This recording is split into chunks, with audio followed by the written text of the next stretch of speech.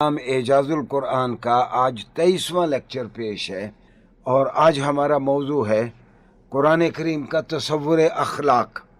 अखलाक खुल्क की जमा है और खुल्क के मानी है पुख्ता और रासिख आदत, ऐसी आदत जो इंसान का मुस्तकिल मिजाज बन जाए या उसकी फितरत सानिया हो। और इंसान की ये फितरत सानिया अच्छी भी हो सकती है, बुरी भी।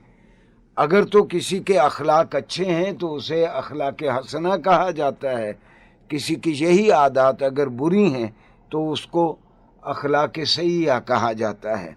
सारे सलीमुल फितरत लोग जानते हैं कि सच बोलना, दयानतदारी, इफ़ाए अहद, सब्र, तहम्मुल, ये सारी अच्छी बातें हैं। और अखलाक सय्या में झूठ बोलना, बददयानती, धोखा दही, बुखल, जुल्म, एहसान नाशनासी, ये सारी बुरी आदत हैं। सामीन गिरामी, दौरे हाजिर में बहुत सारे फ़लसफ़ों ने इन आला अखलाक की मारूज़ियत को और इसकी ऑब्जेक्टिविटी को तकरीबन ख़त्म कर दिया है। लेकिन कुरान का तसव्वुर अखलाक ये है कि कुरान मारूज़ी अंदाज में अच्छे खसाइल को मुस्तकिल खसाइल के तौर पर इंसानी मुआशरे में देखना चाहता है। खुदाशनास मुआशरा बनाने के लिए कुरान करीम सबसे पहले एक फ़र्द की तरबियत पर जोर देता है और आम जिंदगी में एक आदमी को ये हुक्म दिया गया है कि तुम्हारे लिए अल्लाह का हुक्म ये है, जिस तरह कुरान ने कहा इन्नल्लाह यअमुरुकुम अन तुअद्दुल अमानाति इला अहलिहा। ये एक मुसलमान को खिताब करते हुए कुरान करीम कहता है कि अल्लाह का तुम्हारे लिए हुक्म है कि तुम्हारे पास जो जो अमानतें हैं जिसकी, वो तुम उन अमानतों के अहल लोगों को लौटा दो। सामीन गिरामी, ये अमानत से क्या मुराद है? हमारा एक आम तसव्वुर है अमानत का कि अगर मैं किसी के पास कुछ नकदी रखता हूँ और मैं उसे कहता हूँ कि ये मैं पैसे तेरे पास रख रहा हूँ, 2 साल के बाद लूँगा, तो गोया मैं उसके पास अमानत रख रहा हूँ। ये तो अमानत का एक बहुत ही महदूद तसव्वुर है। अमानत का हकीकी तसव्वुर ये है कि वो सारे हुकूक जो लोगों के मेरे ज़ुम्मे हैं, वो सारे मेरे फ़राइज़ जो मैंने अदा करने हैं, और वो सारे काम जो मैं ही कर सकता हूँ, वो दरअसल मेरे पास दूसरों की अमानतें हैं। मैं इसकी मिसाल यूँ दूँगा कि मिसाल के तौर पर अगर कहीं मुझे गवाही देनी है, अगर मैं अल्लाह से डर के सही अंदाज में वो गवाही देने नहीं जाता तो मैं अमानत में खयानत करता हूँ। गवाही देने से मैं भागता हूँ तो मैं अमानत में खयानत करता हूँ, क्योंकि किसी आदमी के बारे में जो मालूमात मेरे पास हैं वो मुझसे मांगी जाएं तो वो देना, या ना भी मांगी जाएं तो वो सही इत्तला सही इदारों तक पहुँचाना वो मेरे ज़ुम्मे है। लिहाजा मेरे लिए हुक्म ये है कि मैं हर किसी की अमानत, इसी तरह मैं समझता हूँ कि मैंने किसी को वोट देना है, अगर मैं ज़ाती ताल्लुक़ की बुनियाद पर वोट देता हूँ और अहल आदमी को मैं नज़रअंदाज करता हूँ तो गोया जिसकी अमानत थी मेरे पास मैं उसको नहीं दे रहा। सामीन गिरामी, अगर मैं जज हूँ तो फिर कुरान ने मेरे लिए कहा वइज़ा हकमतुम बैनन्नासी अन तहकुमू बिल अदल, अगर तुम जज की हैसियत में लोगों के दरमियान फैसला करो तो तुम पे लाजिम है कि तुम इंसाफ और अदल के साथ फैसला करो, क्योंकि जब मैं फैसला करता हूँ तो दरअसल मेरे पास वो अमानत है किसी की, हकदार को हक पहुँचाना ये जज के ज़ुम्मे अमानत है उस महरूम आदमी की जिस तक उसका हक नहीं पहुँचा। कुरान ने तो एक और भी कहा ला यजरिमन्नकुम शनानु कौमिन अला अल्ला तअदिलु, अगर तुम जज के तौर पर बैठे हो और कोई दुश्मन कौम का फर्द सामने आ जाए, तुम्हारे हाथ में ये इख्तियार हो कि जिनको तुम पसंद नहीं करते उनका कोई हक तुम्हारे हाथ से वागुजार होना है, तुम्हारी ऐसी कैफियत हो जाए तो ये तुम्हारे पास अमानत है। تمہیں کسی کی دشمنی یا کسی کی ناپسندیدگی اس بات پر آمادہ نہ کر دے کہ تم کسی کا حق مارو۔ تو سامعین گرامی، یہ امانت کا تصور، میرے فرائض وہ بھی میرے ذمہ امانت ہیں جو میں نے ادا کرنے ہیں، جو لوگوں کے حقوق ہیں، میرے والدین کے حقوق ہیں، میرے بچوں کا حق ہے کہ میں ان کی تربیت کروں، یہ بھی امانت ہے میرے ذمہ جو میں نے ادا کرنی ہے۔ اگر میں کہیں افسر ہوں تو میرے ماتحتوں کے جو بہت سارے حقوق ہیں اگر وہ واگزار نہیں ہوئے تو وہ میرے پاس امانت ہیں، اللہ ان کے بارے میں مجھ سے پوچھے گا۔ اور اسی طرح میں والدین کی خدمت کے لیے مکلف اور پابند ہوں، اگر میں اپنے والدین کے حقوق بجا نہیں لاتا تو گویا میں امانتیں ٹھیک طور پر ادا نہیں کرتا۔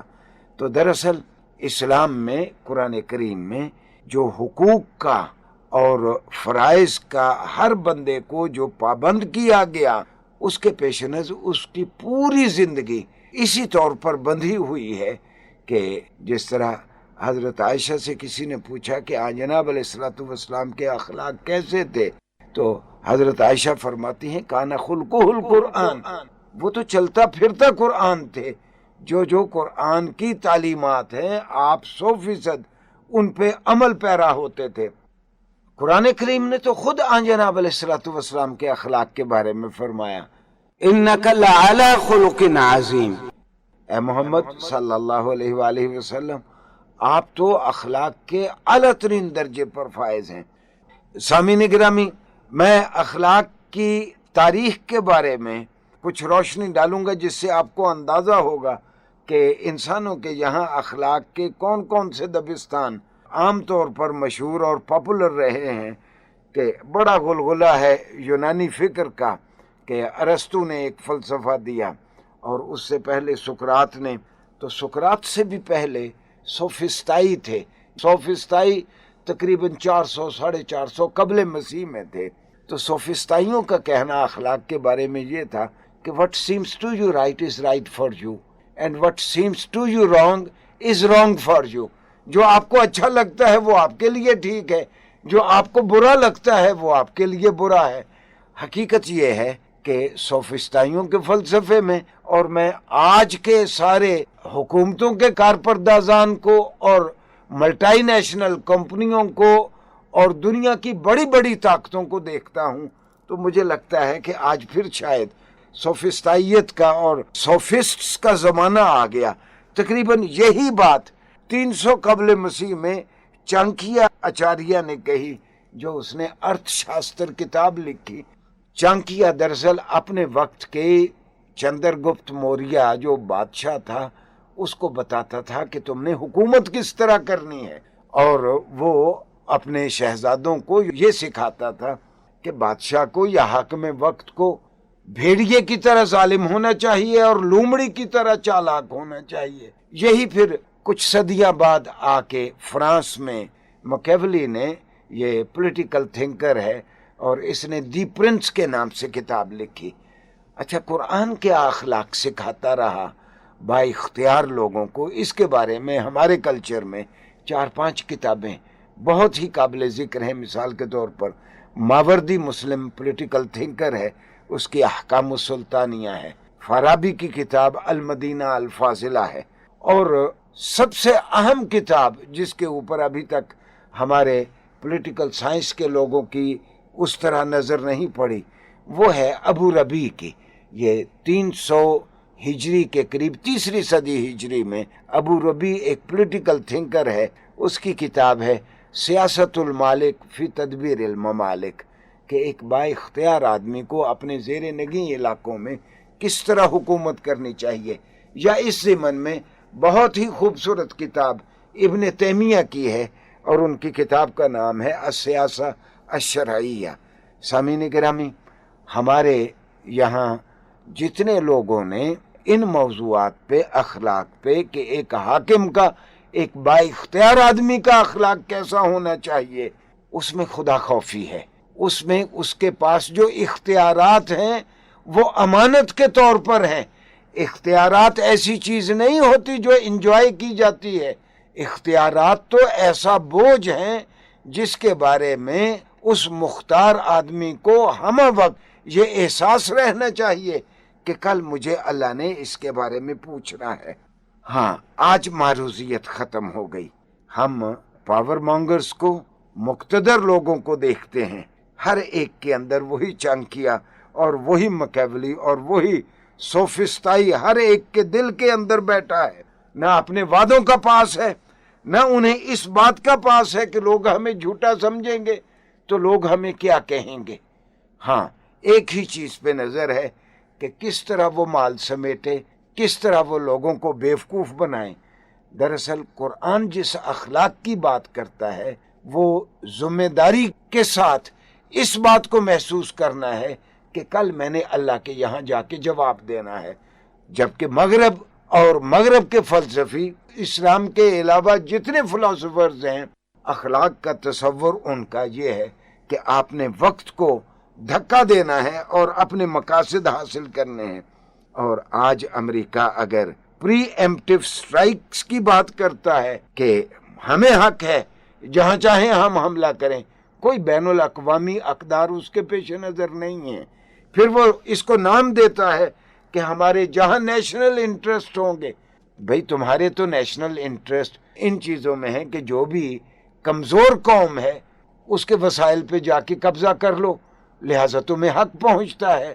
ہاں جناب علیہ الصلوۃ والسلام نے ان قرآنی تعلیمات کے پیش نظر اور آپ کے خلفاء کا طرز عمل بھی ہمارے لیے حجت ہے، کیونکہ وہ خود اپنی جانب سے انہوں نے، سیدنا عمر نے کوئی نئی چیز متعارف نہیں کروائی۔ سیدنا عمر تو اللہ اور رسول کے اتباع میں پابند کرتے تھے اپنے حکمرانوں کو اور اپنے گورنرز کو کہ آپ نے یہ کام کرنا ہے، کسی سے دھوکہ نہیں کرنا، صرف ٹیکس اکٹھا کرنے کے لیے کسی کے ساتھ آپ نے غلط بیانی نہیں کرنی۔ یہ تو سامعین ایک ڈائمنشن تھی۔ اخلاق کی ایک دوسری ڈائمنشن بھی ہے جو عرف عام میں جس کو ہم اخلاق کہتے ہیں، وہ ہے کسی سے اچھے انداز میں بولنا۔ اور قرآن تو بار بار آپ کو تاکید کرتا ہے کہ جس طرح قرآن نے کہا، یہ میں خاص طور پر اپنے سامعین کو درخواست کروں گا کہ سورہ فرقان کا آخری رکوع اور سورہ لقمان میں ہے، حضرت لقمان اپنے بیٹے کو نصیحت کرتے ہوئے کہتے ہیں کہ وَلَا تُسَعِّرْ خَدَّكَ لِلنَّاسِ، دیکھو بیٹا لوگوں کے سامنے گال پھلا کے نہیں رکھنا، وَلَا تَمْشِ فِي الْأَرْضِ مَرْحًا، اور زمین پر اللہ کی دھرتی پر اکڑ کر بھی نہیں چلنا۔ یہ جس طرح قرآن نے کہا کہ سورہ فرقان میں وَعِبَادُ الرَّحْمَنِ الَّذِينَ يَمْشُونَ عَلَى الْأَرْضِ هَوْنًا، کہ اللہ کے بندے وہ ہیں جو دھرتی پہ چلتے ہیں تو آرام آرام کے ساتھ چلتے ہیں۔ وَإِذَا خَاطَبَهُمُ الْجَاهِلُونَ قَالُوا سَلَامًا، اور جب کوئی جاہل آدمی ان سے بات کرتا ہے، اینٹ کا جواب پتھر سے نہیں دیتے، بلکہ وہ حسن ادا کے ساتھ جھگڑا نہیں کرتے، بری چیز کے جواب میں بھی وہ اچھی بات ہی کہتے ہیں۔ تو سامعین گرامی، جناب علیہ الصلوۃ والسلام فرمایا کرتے تھے الابتسامۃ صدقۃ، کسی سے مسکرا کے ملنا بھی ایک نیکی ہے۔ صدقہ کا معنی کسی کو اللہ کی راہ میں کچھ دینا ہی نہیں ہے، وہ ایک مفہوم ہے۔ صدقہ کے معنی ہے نیکی، جس طرح جناب علیہ الصلوۃ والسلام نے فرمایا اماطۃ الاذی عن الطریق صدقۃ، راستے میں اگر کوئی چیز نقصان دہ ہے، مثلا سڑک کے درمیان میں اینٹ پڑی ہے تو اس اینٹ کو وہاں سے ہٹا دینا، یا کوئی کانٹے ہیں ان کو وہاں سے، مضر چیز کو راستے سے ہٹا دینا، وسلم فرماتے ہیں یہ بھی صدقہ، یعنی یہ بھی ایک نیکی ہے۔ اور وسلم فرماتے تھے کہ خیرکم لأہلکم وأنا خیرکم لأہلی، تم میں سے سب سے بہتر لوگ وہ ہیں جو اپنے گھر والوں سے حسن سلوک سے پیش آتے ہیں۔ سامعین گرامی، ہم نے دیکھا لوگوں کو باہر دوستوں سے جفیاں ڈالتے ہیں، ہنس ہنس کے ملتے ہیں، جو ہی اپنے گھر جاتے ہیں تو وہ چودھری صاحب اور ملک صاحب اور مرزا صاحب بن جاتے ہیں، ان کا مزاج ہی اور ہو جاتا ہے، چونکہ گھر میں ایک کمزور خاتون ہے، اس کے اوپر روب جمانے کی کوشش کرتے ہیں۔ تو جناب علیہ الصلوۃ والسلام فرماتے ہیں تم میں سے سب سے بہتر وہ ہے جو اپنے اہل خانہ کے لیے بہتر ہے، اور میں تم سب سے زیادہ اپنے اہل خانہ کا خیال رکھنے والا ہوں۔ اسی طرح جناب علیہ الصلوۃ والسلام فرماتے ہیں خیرکم انفعکم للناس، تم میں سے بہتر وہ ہے جو لوگوں کے لیے زیادہ نفع بخش ہے۔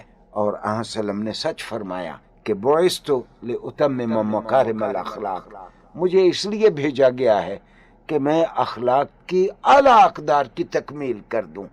اور آن جناب علیہ السلام نے ساری عمر کبھی کوئی آپ پہ یہ ثابت نہیں کر سکا کہ آپ نے کسی کو کہا کچھ ہو کیا کچھ ہو، آپ نے کسی سے وعدہ کیا ہو آپ نے وہ پورا نہ کیا ہو، کسی موقع پہ آپ نے ایسا بیان دیا ہو جو حقائق کے منافی ہو۔ آپ صلی اللہ علیہ وسلم اخلاق کی معراج پہ تھے، اور ہم سب کو اس بات کا پابند بنایا گیا ہے کہ ہم آن جناب علیہ السلام جیسے اخلاقی محاسن کو اختیار کرنے کی کوشش کریں۔ والسلام علیکم ورحمۃ اللہ وبرکاتہ۔